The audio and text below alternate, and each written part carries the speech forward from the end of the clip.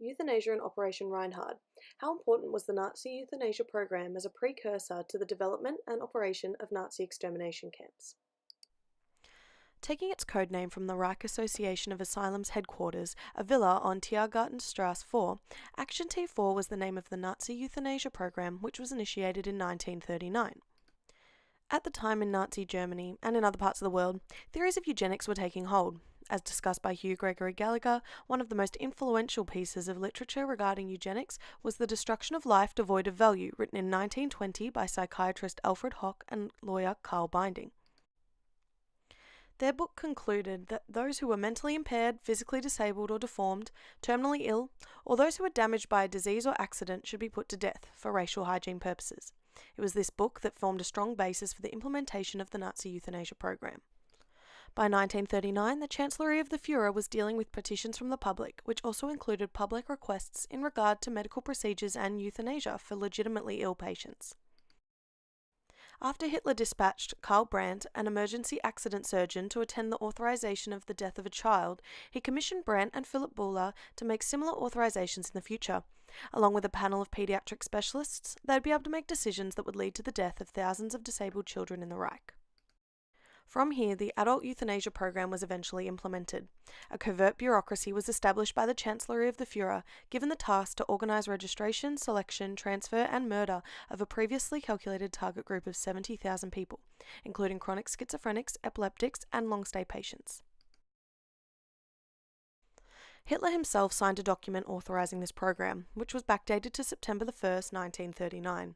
The authorization was written on Hitler's private stationery and read as follows: Reich leader Buhler and Dr. Med Brandt are charged with the responsibility of enlarging the competence of certain physicians, designated by name, so that the patients who, on the basis of human judgment, are considered incurable, can be granted mercy death after a discerning diagnosis. Signed, A. Hitler. According to Michael Burley, the wartime authorization of the program was an economic measure from the point of Hitler and the Nazi regime, as these people, who were deemed life unworthy of life, were bringing down the Reich during a time in which they could not afford it. However, from the viewpoint of most historians, and explicitly from the view of Doris Bergen, the murders were not a response to war, they were an expression of the ideology of race and space.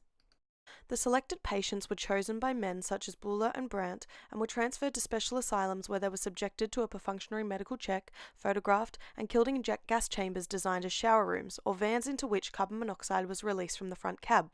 The corpses were burned in crematoria. In total, Action T4 killed over 70,000 people, mostly through the use of gassing, beginning a cycle of mass murder that the Nazi regime has become known for.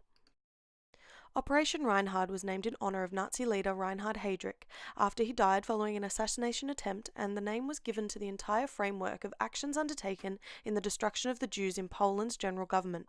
A part of the final solution, Operation Reinhard was the establishment of extermination camps beginning in 1941 in Poland. Previous to this, the Nazis had been operating concentration camps, however had never established camps that were made with the specific goal of exterminating the Jewish population in mass numbers. According to Yitzhak Arad, the use of gas in the euthanasia program, together with the experience garnered during this campaign, provided the solution: extermination in gas chambers and cremating the corpses in special camps. From this idea alone, it is easy to see how euthanasia program was an important precursor for the Operation Reinhard death camps. The camps were an upsized version of what the Nazi regime had been doing on a smaller scale from years before. Odilio Globoknik was given verbal orders by Heinrich Himmler to mass murder the Jews in Poland under Operation Reinhard. At the shutting down of the euthanasia programs in 1941, many of the people who were perpetrators in its operation were left unemployed. However, as they had the skills and knowledge of working the gas chambers, at least 90 men who had worked on the T4 program were placed under the management of Globoknik and subcontracted to the running of the killing centers of Operation Reinhard.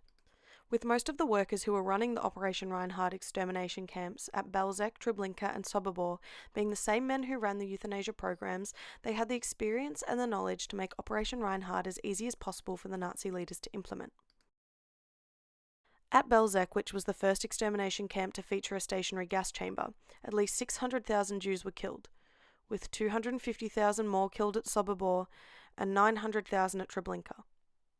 These are astounding numbers, and would probably not have occurred so easily without the euthanasia program coming before it, in what can be seen as a practice run for this atrocity. The Nazi euthanasia program was one which targeted a certain group of people thought to be ruining their idea of a pure Aryan race, through which mass murder was committed using gas chambers. Due to its motivations, the way murder was implemented, and the crossover of workers in both programs, it is easy to conclude that the euthanasia program was the ultimate precursor to the Nazis' final solution.